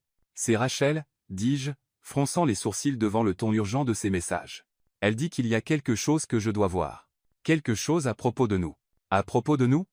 L'expression d'Ethan s'aiguisa de préoccupation. Quel genre de choses? J'ouvrais déjà le lien que Rachel m'avait envoyé, et ce que je vis figeler mon sang. C'était un blog de potins. Un de ces sites de scandale de célébrités qui prospèrent en détruisant la vie des gens pour des clics et des revenus publicitaires. Le titre me donna envie de vomir. Amour faux pour de l'argent réel. La vérité derrière les fiançailles d'Ethan Carter. En dessous se trouvait une photo de nous au gala de charité. Mais ce n'était pas l'image romantique qui était apparue dans les pages de la société. Cette photo avait été prise de loin, capturant le moment juste après notre premier baiser, quand Ethan avait cette expression choquée sur le visage. La légende disait, le PDG milliardaire Ethan Carter semble stupéfait après avoir embrassé une femme mystérieuse au gala de charité, mais des sources disent que tout cela n'est que du spectacle. Oh non, murmurai-je, faisant défiler pour lire l'article. Oh non, oh non, oh non. Que dit-il? Ethan lisait maintenant par-dessus mon épaule, son corps tendu d'alarme. L'article était pire que ce que j'avais pu imaginer. Quelqu'un avait tout divulgué. Le plan initial d'engager une actrice, l'absence d'Olivia, l'improvisation désespérée qui avait conduit à mon implication, ils avaient des détails sur le paiement de 50 000 $, sur l'ultimatum de l'héritage familial, sur la chronologie de nos fausses fiançailles, mais le pire de tout, ils avaient des citations de quelqu'un qui connaissait clairement les détails intimes de notre arrangement. Ethan Carter était si désespéré de tromper sa grand-mère mourante qu'il a engagé une actrice pour prétendre être sa fiancée. Quand cela a échoué, il a attrapé la première femme qu'il a vue et l'a convaincue de jouer le jeu pour de l'argent. Toute l'affaire est fausse, une transaction commerciale conçue pour sécuriser son héritage. La vraie question est, combien de temps peuvent-ils maintenir le mensonge? Qui saurait tout cela? Demandai-je, ma voix à peine au-dessus d'un murmure. Nous avons été si prudents. Le visage d'Ethan était devenu pâle, mais ses yeux brillaient de fureur. Il n'y a que quelques personnes qui étaient au courant du plan initial avec Olivia, mon assistant, l'organisateur de l'événement, et ma famille. Sa voix était mortellement calme. Quelqu'un à ce brunch aujourd'hui a compris ce qui se passait vraiment et a décidé de nous détruire avant que nous puissions aller plus loin. Mon téléphone sonna, nous faisant sursauter tous les deux. L'identifiant de l'appelant affichait le nom d'Eleanor Carter. « Ne réponds pas », dit Ethan immédiatement. « Je dois le faire. C'est ta grand-mère, et si elle a vu ça je glissais pour accepter l'appel, le mettant sur haut-parleur avec des mains tremblantes. « Bonjour, Eleanor. Emma, ma chère. » Sa voix était calme, ce qui rendait tout pire d'une certaine manière. « Je suppose que tu as vu l'article plutôt peu flatteur qui circule sur les réseaux sociaux. »« Oui, madame. »« Bien. Alors tu comprendras pourquoi j'ai besoin que toi et Ethan veniez à la maison immédiatement. Nous avons beaucoup à discuter. » La ligne se coupa, nous laissant debout dans la magnifique bibliothèque d'Ethan, entourée d'histoires d'amour qui semblaient soudain se moquer de notre situation. « Elle sait, dis-je inutilement. »« Elle a toujours su, » répondit Ethan, passant ses mains dans ses cheveux. « La question est ce qu'elle prévoit de faire à ce sujet. Peut-être que je devrais juste partir, disparaître, te laisser lui dire que c'était mon idée que je t'ai séduit dans ce stratagème pour de l'argent.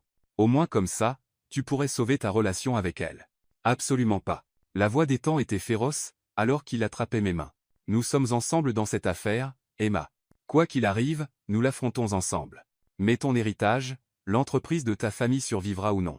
Mais je ne te laisserai pas porter seule la responsabilité de cela. Il sert à mes mains fortes. D'ailleurs, il y a autre chose que tu devrais savoir. » Quoi? L'article a raison sur une chose. Ces fiançailles ont commencé comme une imposture. Mais Emma, il me regarda dans les yeux avec une intensité qui fit manquer un battement à mon cœur. Ce que je ressens pour toi n'est pas faux. Ce qui se passe entre nous n'est pas faux. Et je ne laisserai personne détruire ça, pas même ma propre famille. Ethan, dis-je, ma voix se brisant, je t'aime, dit-il simplement, les mots me frappant comme un coup physique. J'aime ta passion pour l'enseignement et tes blagues nulles et la façon dont tu discutes avec moi de livres. J'aime que tu me donnes envie d'être meilleur que je ne suis, plus courageux que je ne suis. J'aime que tu aies vu à travers tout l'argent et le pouvoir et l'héritage de la famille Carter et que tu aies trouvé quelque chose qui valait la peine d'être aimé en moi tout simplement. Des larmes coulaient sur mon visage maintenant. Tu ne peux pas m'aimer. C'était censé être temporaire. C'était censé être sûr. Quand l'amour a-t-il jamais été sûr? Il me serra contre lui, et je pouvais le sentir trembler. Emma, je sais que c'est compliqué. Je sais que nos mondes sont différents. Je sais que le timing est terrible. Je sais qu'il y a 1 million de raisons pour lesquelles ça ne devrait pas marcher. Mais je sais aussi que je n'ai jamais ressenti pour personne ce que je ressens pour toi. Je t'aime aussi, murmurai-je contre sa poitrine, les mots arrachés d'un endroit profond en moi. J'ai essayé de ne pas le faire, essayé de garder ça professionnel, mais je t'aime tellement que ça me fait peur. Nous nous serrâmes l'un contre l'autre dans la bibliothèque, entourés de siècles d'histoires d'amour, alors que notre propre histoire vacillait sur le fil du rasoir. Dans quelques heures, nous devrions affronter Eleanor Carter et les conséquences de notre tromperie. Nous devrions faire face à l'examen des médias, à la trahison familiale et à toutes les complications désordonnées de la vraie vie, mais pour ce moment, dans cette pièce parfaite pleine de livres et de rêves, nous avions l'un l'autre. Et peut-être, si nous étions très chanceux et très courageux, cela suffirait. Alors, que faisons-nous maintenant?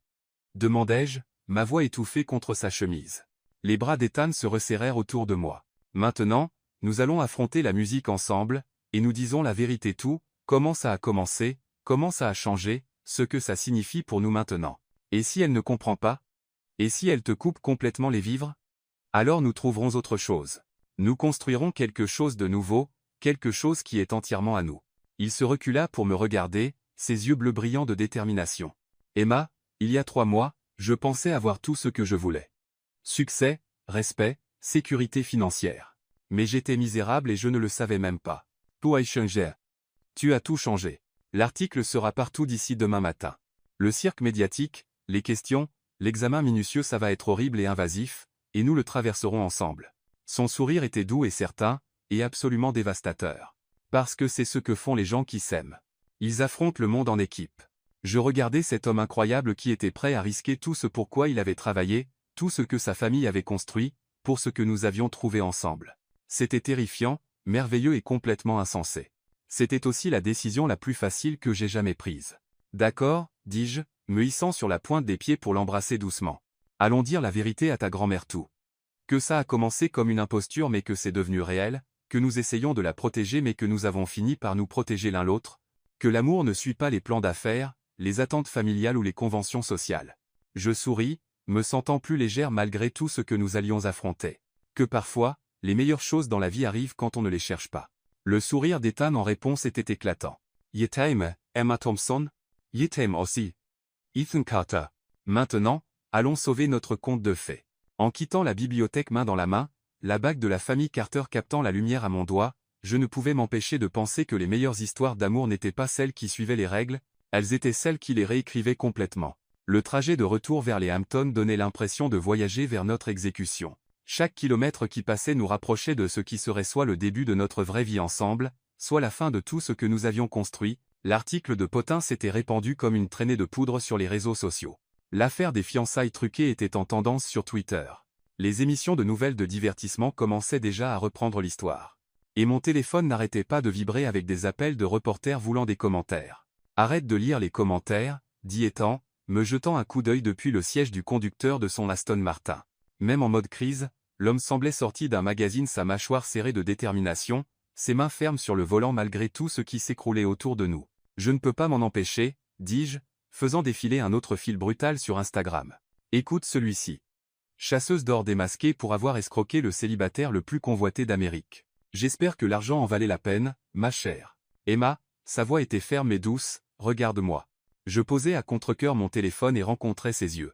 Même dans la lumière tamisée du tableau de bord, ils étaient la plus belle nuance de bleu que j'ai jamais vue.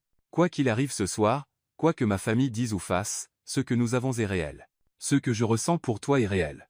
Ne laisse pas les trolls des réseaux sociaux te faire oublier ça. Facile à dire pour toi. Ce n'est pas toi qu'on traite d'opportuniste social intrigante dans chaque section de commentaires sur Internet. La mâchoire d'Ethan se contracta, et pendant un instant, je pensais qu'il pourrait s'arrêter sur le bas-côté et exiger de voir mon téléphone pour pouvoir argumenter avec des inconnus sur les réseaux sociaux. Au lieu de cela, il tendit la main à travers la console et prit la mienne, la bague de la famille Carter fraîche contre sa peau chaude. « Sais-tu ce que je faisais la nuit? Avant ce gala de charité » demanda T. « Tu travaillais, probablement. Tu travailles toujours. » J'étais assis dans mon bureau à 2 heures du matin, regardant la ville et pensant à quel point ma vie semblait vide. J'avais tout ce que je pensais vouloir: argent, succès, respect, mais j'étais complètement seul. J'avais 34 ans, et je n'avais jamais été amoureux. Pas vraiment. Je commençais à penser que je n'en étais pas capable. Son pouce traça sur mes jointures, envoyant des frissons familiers dans mon bras. Puis je t'ai vu à travers cette salle de bal, et quelque chose s'est enclenché, même avant de connaître ton nom, même avant que nous parlions, je me sentais plus vivant que je ne l'avais été depuis des années.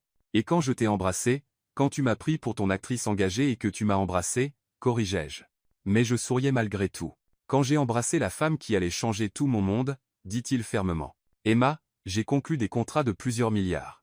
J'ai fait des présentations à des chefs d'État. J'ai été en couverture de magazines et j'ai donné des discours d'ouverture à des milliers de personnes, mais rien n'a jamais semblé aussi important que ce que je vais dire à ma grand-mère ce soir.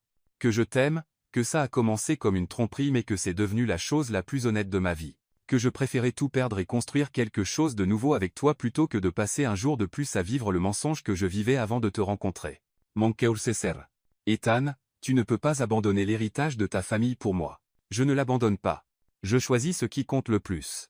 Il porta nos mains jointes à ses lèvres, déposant un doux baiser sur mes jointures. Mon arrière-grand-père a fondé Carter Industries parce qu'il voulait construire quelque chose de durable pour la femme qu'il aimait. Mon grand-père l'a développé pour la même raison. Mes parents se sont sacrifiés pour cela parce qu'ils croyaient en la famille, en l'amour, en construire quelque chose de plus grand qu'eux-mêmes. Et toi? J'ai passé les 18 dernières années à construire un empire. Mais j'ai oublié pourquoi cela comptait. Tu me l'as rappelé. Ses yeux rencontrèrent les miens à nouveau, intenses et inébranlables. L'héritage des Carter ne concerne pas l'argent ou le pouvoir ou impressionner la société. Il s'agit d'amour. Il s'agit de trouver quelqu'un avec qui ça vaut la peine de construire une vie, quelqu'un pour qui il vaut la peine de se battre, quelqu'un pour qui il vaut la peine de tout risquer. Les larmes menaçaient à nouveau, mais je les repoussais. Et si ta grand-mère ne le voit pas comme ça? Alors elle a oublié de quoi parlait sa propre histoire d'amour. La voix d'Ethan était stable, mais je pouvais voir la peur dans ses yeux. Mais Emma, même si elle me coupe les vivres, même si je perds l'entreprise et l'héritage et le nom de famille, je préférerais avoir une vraie vie avec toi qu'une fausse sans toi. Le domaine des Carter se dressait devant nous, chaque fenêtre brillant de lumière malgré l'heure tardive. On aurait dit une forteresse se préparant à la bataille, ce qui n'était pas loin de la vérité. On dirait que nous ne sommes pas les seuls à ne pas pouvoir dormir, observai-je alors qu'Ethan se garait dans l'allée circulaire. Toute la famille est probablement là. Les réunions d'urgence sont une tradition des Carter quand un scandale menace. Il coupa le moteur mais ne fit aucun mouvement pour sortir. Emma. Avant que nous entrions, j'ai besoin que tu saches quelque chose. Quoi? Si ça tourne mal, s'ils se retournent contre toi, s'ils essaient de tout te reprocher, j'ai besoin que tu me laisses gérer. N'essaie pas de me protéger ou de prendre la responsabilité de la tromperie. Je t'ai entraîné là, dedans, et je t'en sortirai. Nous nous sommes entraînés l'un l'autre là, dedans, corrigeai-je. Et nous affronterons ce qui vient ensemble, souviens-toi. Son sourire était magnifique, triste et absolument dévastateur. Ai-je mentionné que je t'aime? Une ou deux fois, mais ça ne me dérange pas de l'entendre à nouveau. Je t'aime, Emma Thompson, plus que je ne pensais qu'il était possible d'aimer quelqu'un. Plus que je ne pensais en être capable. Je t'aime aussi, Ethan Carter, c'est pourquoi nous allons nous battre pour ça, quoi qu'il en coûte. Nous marchâmes main dans la main vers l'entrée principale, où les immenses portes en chêne s'ouvrirent avant même que nous puissions sonner. Eleanor Carter se tenait dans l'embrasure, toujours élégante malgré l'heure tardive, son expression indéchiffrable. Ethan, Emma. Sa voix ne laissait rien transparaître. Merci d'être venu si vite. Tout le monde attend dans la bibliothèque. La bibliothèque du domaine des Carter n'avait rien à voir avec le sanctuaire intime de livres d'Ethan en ville. C'était une pièce formelle conçue pour intimider, lambris en bois sombre, volume relié de cuir qui n'avait probablement pas été ouvert depuis des décennies, portrait d'ancêtre Carter au visage sévère nous fixant depuis les murs, et assis autour d'une immense table de conférence se trouvaient les personnes qui tenaient l'avenir d'Ethan entre leurs mains. Lucas était là, bien sûr, son expression mêlant satisfaction et fausse préoccupation. Margaret était assise à côté de lui, son sourire aussi tranchant qu'une lame. Sophia semblait mal à l'aise, souhaitant clairement être ailleurs. Et à la tête de la table se tenait Eleanor, chaque pouce la matriarche de la famille malgré ses 82 ans. « Asseyez-vous, dit Eleanor, désignant deux chaises vides en face de Lucas et Margaret. On aurait dit un tribunal. Grand-mère, commença Ethan, mais elle leva une main pour l'arrêter. Avant que quiconque ne parle, je veux que tout le monde voie exactement à quoi nous avons affaire. Elle fit un signe de tête à Lucas, qui sortit son téléphone et commença à lire. Scandale d'amour faux du milliardaire secoue la haute société, lut Lucas, son ton dégoulinant de dédain. Des sources proches de la famille Carter confirment que les fiançailles d'Ethan Carter avec l'enseignante Emma Thompson ne sont rien d'autre qu'une tromperie élaborée conçue pour duper sa grand-mère mourante afin de sécuriser son héritage. Mes joues brûlaient d'humiliation, mais je gardais le menton levé. Toute la relation du couple est fausse, continua Lucas, y compris leur histoire romantique de rencontre autour de la littérature et leur demande en mariage parfaite dans Central Park. Plusieurs sources ont confirmé que Carter avait initialement engagé une actrice pour jouer sa fiancée, et quand elle ne s'est pas présentée, il a convaincu Thompson de prendre sa place pour un paiement en espèces substantielles. Ça suffit, dit Ethan Danton sec. Mais Lucas n'avait pas fini. La question maintenant est de savoir combien de temps ils peuvent maintenir la mascarade et ce qui se passera lorsque la vérité éclatera inévitablement. Une source proche de la famille prédit que le scandale détruira la réputation de Carter Industries et pourrait conduire à une restructuration complète de la direction de l'entreprise. Le silence qui suivit était assourdissant. Je pouvais entendre mon propre cœur battre, sentir le poids de chaque portrait de la famille Carter me juger depuis les murs. Eh bien, dit Eleanor finalement, je suppose que la question est de savoir si tout cela est vrai. Ethan et moi échangeâmes un regard. C'était le moment de vérité que nous redoussions et pour lequel nous nous étions préparés. Une partie est vraie, dit Ethan, sa voix stable malgré la gravité du moment. Les fiançailles ont commencé comme une tromperie. J'étais désespéré de te rendre heureuse, de te donner la tranquillité d'esprit concernant mon avenir avant il déglutit difficilement, avant que tu n'aies plus le temps de le voir. L'expression d'Eleanor ne changea pas, mais je vis quelque chose vaciller dans ses yeux de la douleur, peut-être, ou de la déception. Et l'actrice est? Demanda Margaret. Le paiement de $50 000? Était-ce vrai aussi? Oui, dis-je, trouvant ma voix. Ethan avait initialement engagé quelqu'un d'autre. Quand elle ne s'est pas présentée, il m'a prise pour elle au gala de charité. J'ai accepté de l'aider parce que, je pris une profonde inspiration, parce qu'il m'a offert de l'argent dont j'avais désespérément besoin. Combien d'argent? Demanda Lucas, son ton suggérant qu'il connaissait déjà la réponse. $75 000, dis-je, soutenant son regard directement. Plus les frais et une donation à mon école. Lucas s'adossa à sa chaise avec une satisfaction évidente. Donc, tu admets que tout cela était une transaction financière. Tu as été payé pour prétendre aimer mon cousin. J'ai été payé pour prétendre être fiancé à lui, corrigeai-je. La partie amour est arrivée toute seule. Comme c'est pratique, dit Margaret avec un rire froid. Tomber amoureuse de la cible, et peut être que le paiement devient permanent. Tiens suffit. La voix d'Ethan trancha la pièce comme une lame. Vous voulez m'attaquer? Très bien, mais laissez Emma en dehors de ça. La laisser en dehors de ça? Lucas se leva, son vernis d'entreprise glissant pour révéler l'ambition en dessous. Ethan, cette femme a fait de notre famille la risée de tous. Chaque associé commercial, chaque connexion sociale, chaque alliance politique que nous avons construite, ils remettent tous en question notre jugement, notre intégrité, notre aptitude à diriger une des plus grandes corporations d'Amérique. Notre réputation survivra, dit Ethan fermement. Elle l'a toujours fait. Vraiment? Parce que j'ai déjà eu 3 membres du conseil qui m'ont appelé ce soir pour demander si c'est vrai que le PDG de Carter Industries a vécu un mensonge pendant des mois. Ils remettent en question ton état mental, ta capacité de prise de décision, ton aptitude à diriger l'entreprise. Lucas. La voix d'Eleanor était calme et portait une autorité absolue. Assieds-toi. Il reprit sa place à contre-cœur, mais ses yeux restaient fixés sur Ethan avec une avidité non dissimulée. C'était son moment, sa chance de réclamer enfin ce qu'il convoitait depuis des années. Maintenant, continua Eleanor, son regard perçant passant entre Ethan et moi. J'ai entendu ce que disent les articles. J'ai entendu les préoccupations de Lucas. Ce que je n'ai pas entendu, c'est votre version de l'histoire, la vérité complète, s'il vous plaît. Ethan se redressa sur sa chaise, et je pouvais le voir passer en mode PDG confiant qui avait construit un empire. Mais quand il parla, sa voix était entièrement personnelle, entièrement humaine. La vérité est que j'avais peur, dit-il. Peur de te perdre, peur de te décevoir, peur d'affronter ta maladie sans pouvoir te donner la seule chose que tu voulais le plus, me voir installé et heureux. L'expression d'Eleanor s'adoucit légèrement, mais elle resta silencieuse. Alors, oui, j'ai engagé une actrice. Oui, j'ai planifié une tromperie élaborée. Oui, j'étais prêt à mentir à la personne que j'aime le plus au monde parce que je ne pouvais pas supporter l'idée d'ajouter à tes soucis. La voix d'Ethan devint plus forte. Mais ensuite, j'ai rencontré Emma, et tout a changé. Il se tourna pour me regarder, et l'amour dans ses yeux était si clair, si sincère, que j'entendis Sophia émettre un léger son de sympathie. Emma ne faisait pas partie d'un plan, continua Teil. Elle était un accident, un magnifique accident qui est devenu la meilleure chose qui me soit jamais arrivée. Oui, elle a accepté de m'aider pour de l'argent. De l'argent dont elle avait besoin pour s'occuper de sa mère et aider ses élèves. Mais quelque part entre ce premier baiser et aujourd'hui, nous sommes tombés amoureux vraiment, complètement, impossible d'amour. Comme c'est touchant, dit Lucas sarcastiquement. Mais même si c'est vrai, et c'est un grand si, le mal est fait. Les médias ont l'histoire. Le conseil remet en question ton leadership, et la réputation de notre famille est en ruine. La chose responsable serait que tu te retires en tant que PDG et laisses quelqu'un avec un meilleur jugement prendre la relève. Quelqu'un comme toi? Le ton d'Ethan était dangereux. Quelqu'un qui met les affaires familiales au-dessus de la gratification personnelle, oui? Tu veux dire quelqu'un qui n'a jamais rien risqué pour l'amour? Qui n'a jamais mis son cœur en jeu pour une autre personne? Qui n'a jamais compris pourquoi notre arrière-grand-père a construit cette entreprise au départ? Le visage de Lucas rougit de colère. Qu'est-ce que ça veut dire? Ethan se leva, et soudain, il commandait la pièce d'une manière qui rendait évident pourquoi il avait eu tant de succès si jeune. Ça veut dire que Carter Industries n'a pas été construit par un calcul froid ou une stratégie d'entreprise. Elle a été construite par un homme qui aimait une femme tellement qu'il était prêt à tout risquer pour subvenir à ses besoins. Chaque génération d'hommes Carter l'a compris jusqu'à maintenant. Toi j'ai écoulé. Vraiment?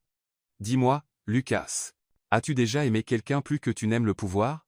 T'es-tu déjà soucié de quelque chose de plus que ta prochaine promotion, ta prochaine acquisition, ta prochaine opportunité de prouver que tu es digne du nom Carter? La question flottait dans l'air comme un défi. Lucas ouvrit la bouche pour répondre, puis la referma, son silence révélant plus que n'importe quel mot. Je m'en doutais.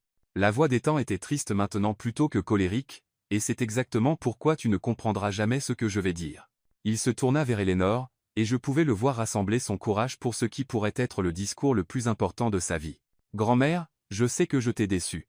Je sais que je t'ai menti, trompé, traité tes souhaits comme quelque chose à manipuler plutôt qu'à honorer, et je sais qu'aucune excuse ne sera jamais suffisante pour cela. Les yeux d'Eleanor brillaient de larmes non versées, mais sa voix était stable. Continue.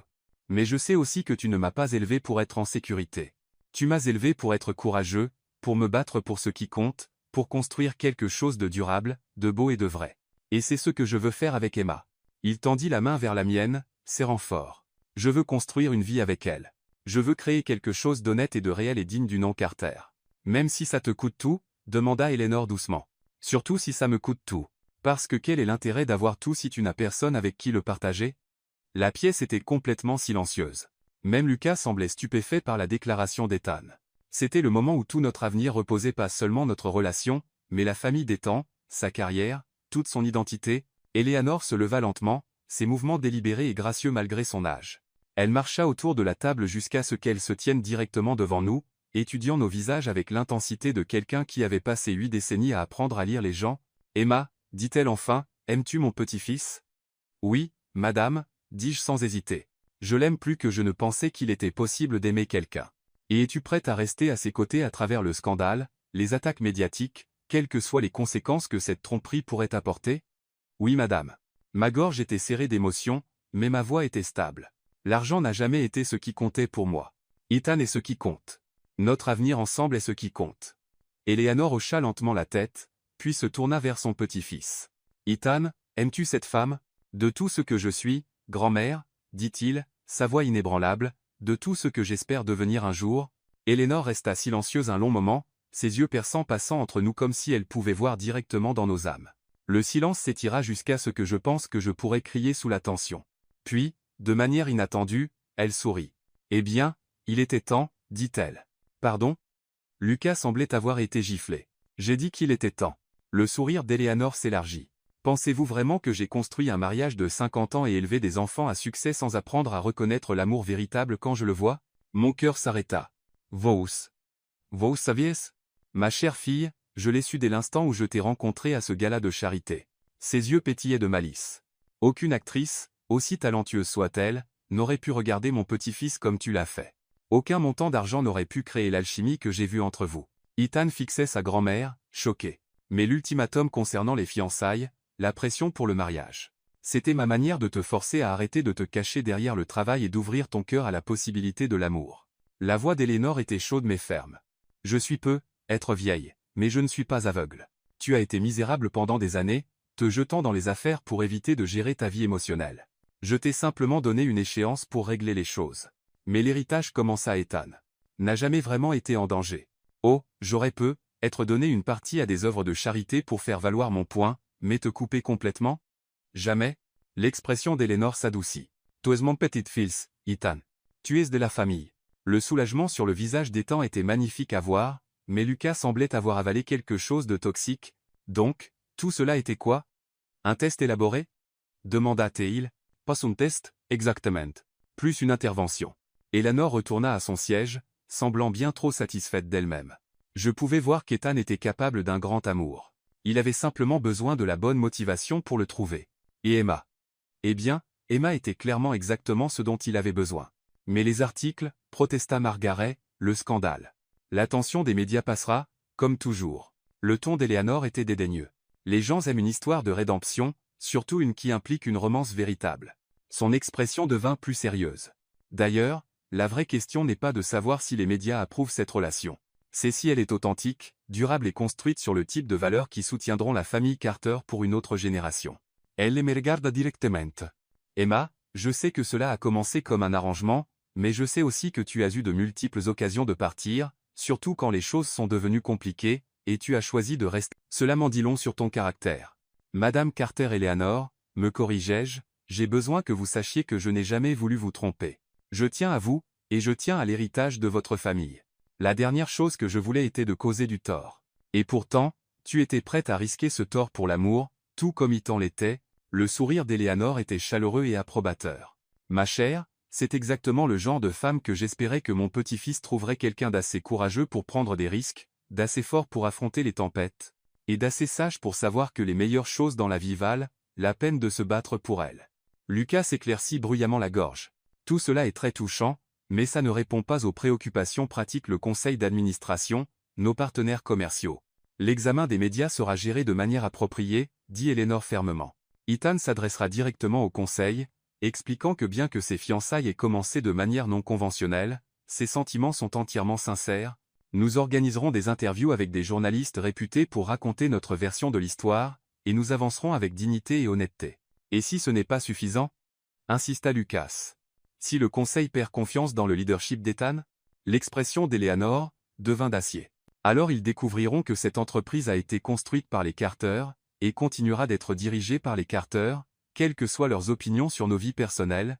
C'était une performance magistrale, la matriarche de la famille affirmant son autorité tout en faisant comprendre que l'amour et la loyauté comptaient plus que les politiques d'entreprise. Lucas semblait vouloir argumenter davantage, mais même lui n'était pas assez courageux pour défier Eleanor quand elle parlait avec ce ton.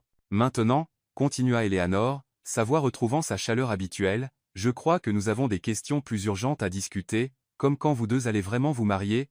Je faillis m'étouffer avec ma propre salive. Marié? Eh bien, bien sûr. Vous êtes fiancés, n'est-ce pas?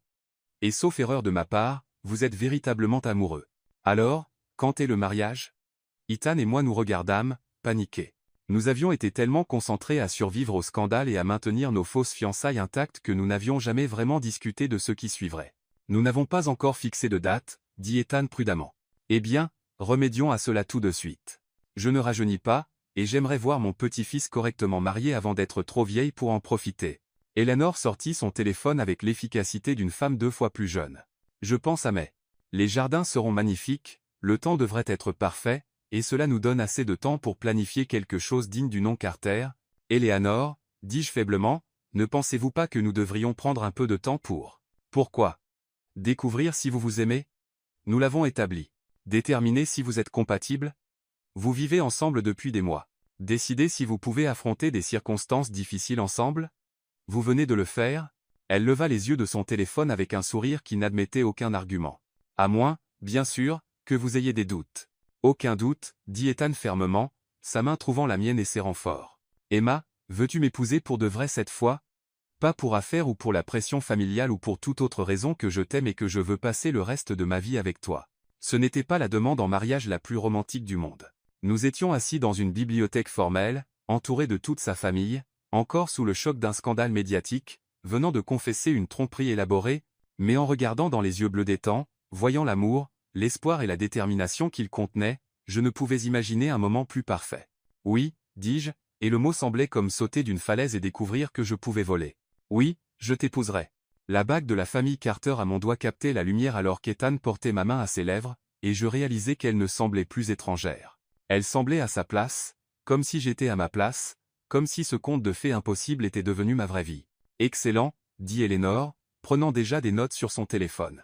J'appellerai la planificatrice de mariage dès demain matin. Et Emma, ma chère, nous devrons discuter de ta robe, des fleurs, de la liste des invités. En fait, interrompis-je, me sentant plus courageuse que je ne l'avais jamais été, j'ai une requête. Bien sûr, ma chérie, qu'est-ce que c'est? Je veux que mes élèves soient là tous. Je sais que c'est non conventionnel, mais ils sont ma famille aussi. Et toute cette histoire a commencé parce que je voulais les aider.